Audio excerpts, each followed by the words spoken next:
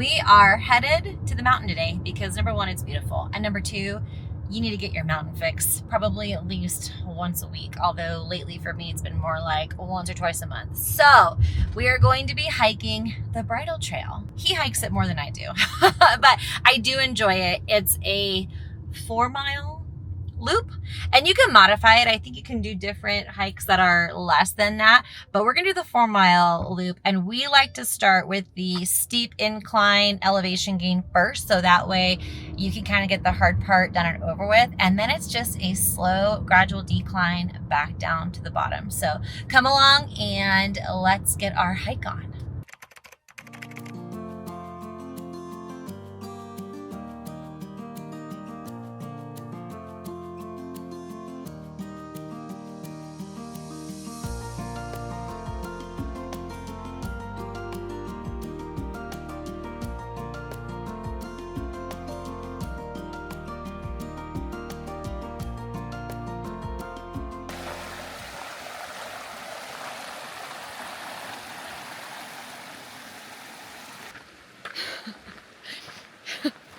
My watch says that we are 0.08 in. I'm already huffing.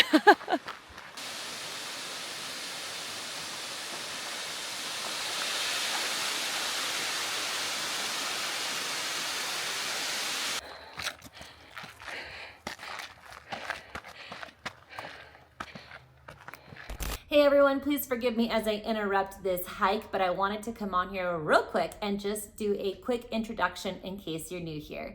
My name is Robbins, and I am a real estate agent located here in Casper, Wyoming. I specialize in individuals and families relocating to Casper every single day. I am also a transplant to Casper, so I know the exact shoes that you are in right now and all of the ups and downs and stresses and worries of moving. And it is my goal to help alleviate some of that stress and to make this move your best one yet. So when the time is right, please don't hesitate to reach out at the number or email below. It would be my honor to help you. Also, if you are liking this content, help a girl out and like the video and subscribe to the channel. All right, now let's get back to the Bridle Trail. 414 feet in elevation gain. And we're how far into the hike? Quarter, a little over a quarter. Right, because we're at what, like 0.6? Coming up on 0.7. Nice. But we're halfway through the hard part, so that's good. That's true. I dig that. My husband is super impressive, hiking uphill on the phone.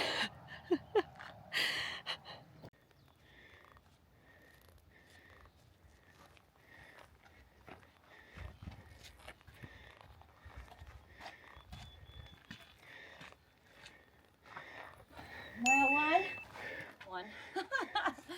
And now it's time for a water break.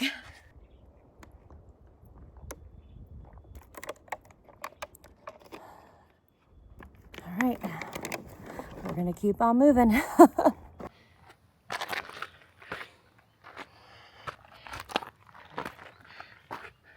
Okay, are you ready for something really, really cool? This is probably one of the most interesting parts of the Bridle Trail hike. I'm gonna flip this around and let me know what you think.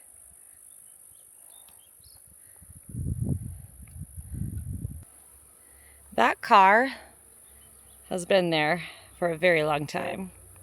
And I feel terrible if anybody was in that car when it made its way down this ravine here. But definitely something to talk about when you are on this hike.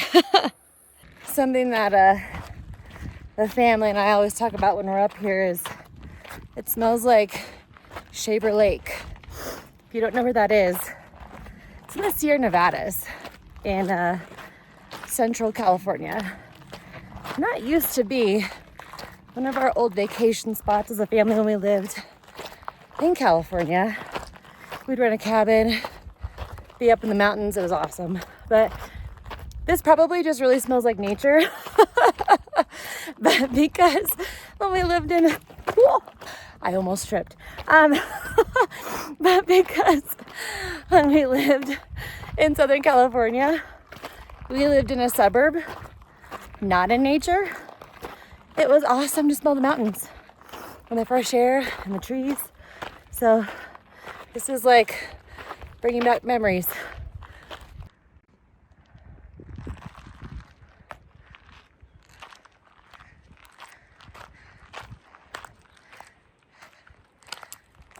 Yeah, don't want to fall down that way, but it sure is pretty. I don't know if you can tell, but we're still hiking uphill. Not quite to mile 2 yet, but we're getting there. And this is my least favorite part, the mud.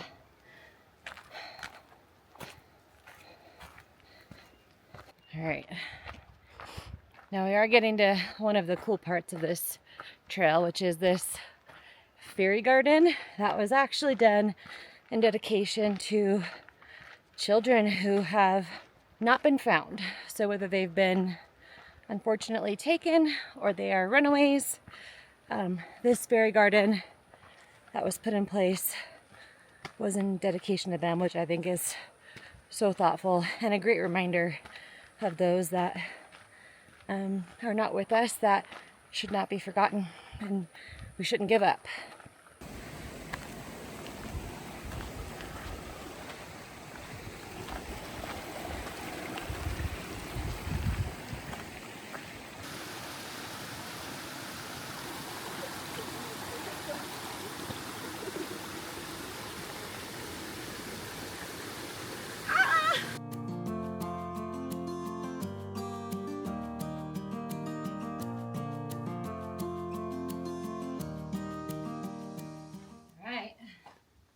Mile 2, Split Rock.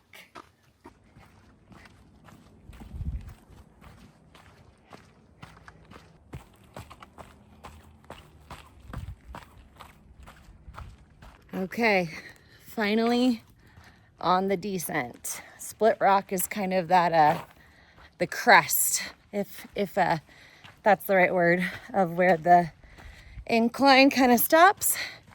And now we're on the decline or the descent. Thank goodness. So the hardest part about being on the descent of this trail is there are all of these rocks and tree roots that you have to navigate. See that? And of course you're picking up the pace because you're going downhill and it feels good, but you definitely have to do some scrambling to avoid tripping, which I have done many, many times on this trail. In fact, it's not uncommon for me to trip at least once, which I already have done so far today. Especially though on the descent. So you gotta keep your eyes kind of peeled to the ground to make sure that you're not going to misstep and get yourself hurt. But it sure is so beautiful up here.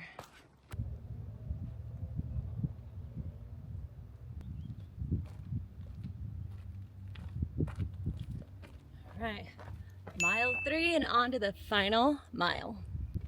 Okay, 3.5 miles in, and just for perspective, this is 7:30 in June. I know. Kind of nuts.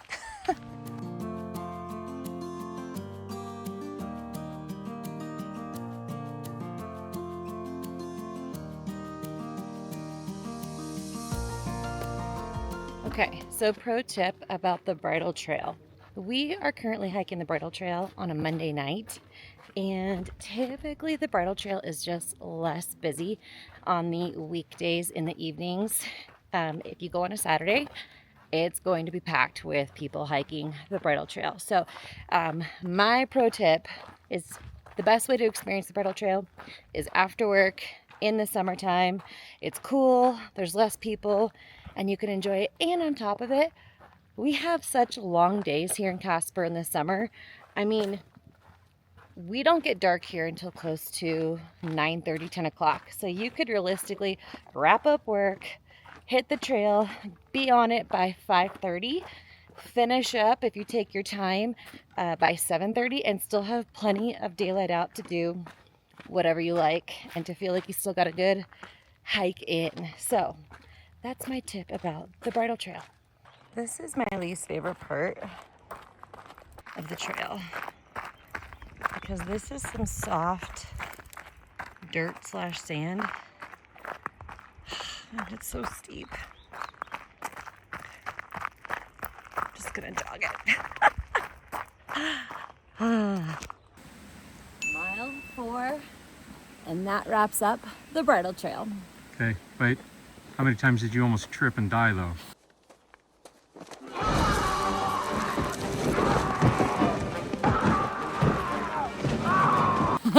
Twice. Okay.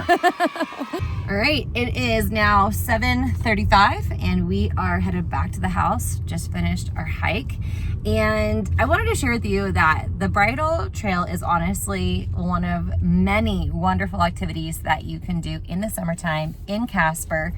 And honestly, summertime is the best time to do the Bridle Trail, and it's what makes Casper so wonderful. Casper is truly just a treasure. I know I've said that before, but it really is. It's just a treasure in the summertime. It's a place that you just don't want to leave. So when you plan your vacations, plan them in the winter, not in the summer, because you're not going to want to leave Casper. Anyways, I hope that you enjoyed this video today. It was so much fun being able to share with you just a little slice of Casper. And if you have any questions about living in Casper or making the move to Casper, please don't hesitate to reach out. You know that I would love to help you. And with that, please take care, and I will see you in the next one.